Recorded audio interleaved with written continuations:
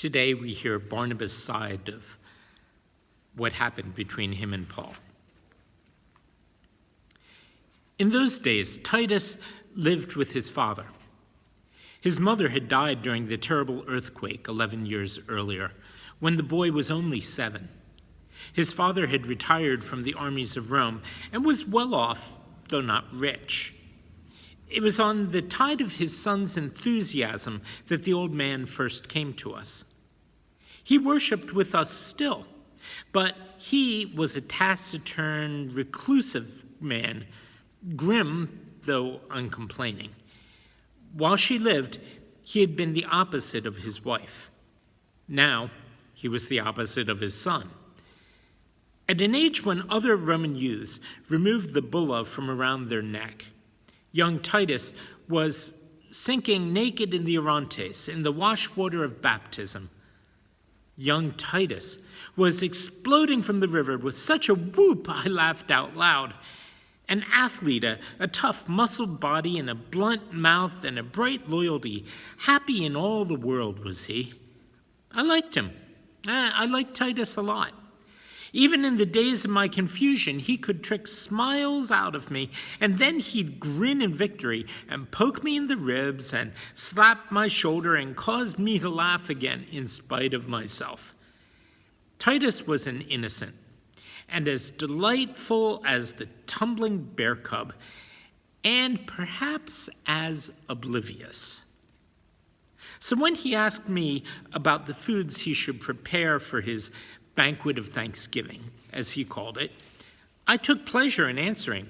Here was a simple subject, good for me. Breads. Titus wanted the lightest, whitest bread, wheat from Egypt. He wanted the sweet Siliganius, he said. So which bakery is the best for me? Where should I go to buy it? He wanted pastries baked with honey and filled with chopped fruits. Meats. He had a notion to offer a mix of animal fleshes, poultry, hares, venison. No goat meat, partridges, thrush. I wish I could get a mullet, he said. Sausages, bacon, and beef. Beef, he said, because the occasion was so important and we could never afford it. So which butcher shop is the best for me, he said. The beasts should be slaughtered no earlier than the day before the banquet. The morning was best, of course, but I didn't know the butcher shops in town, not in the general market. I knew only the few Jewish shops under the restrictions of purity, where the blood was drained completely, nothing killed with a twist of the neck, nothing sacrificed to some pagan god, even by the burning of a few hairs on a simple altar in a back room, and where only certain creatures were considered clean. Titus had to ask his father where he bought meat, and his father said, Lanius's by the Aleppo gate. Done. Well, and the young man planned to carve melons into buckets and fill them with cherries and peaches, with the jelly of quinces and with nuts and filberts and almonds and poppy seeds and exactly 7 seeds of anise, his own variation. What a kick, he kept saying, what a kick. Now, he was giddy with planning. How the tables would be arranged, how many could come, where he'd seat them side by whose side, when to begin, how long to make it last.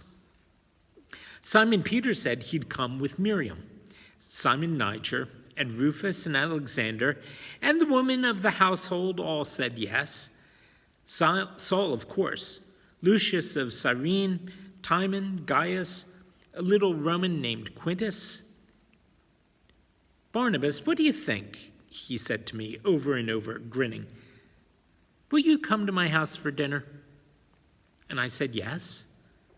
And he cuffed my shoulder for pure pleasure.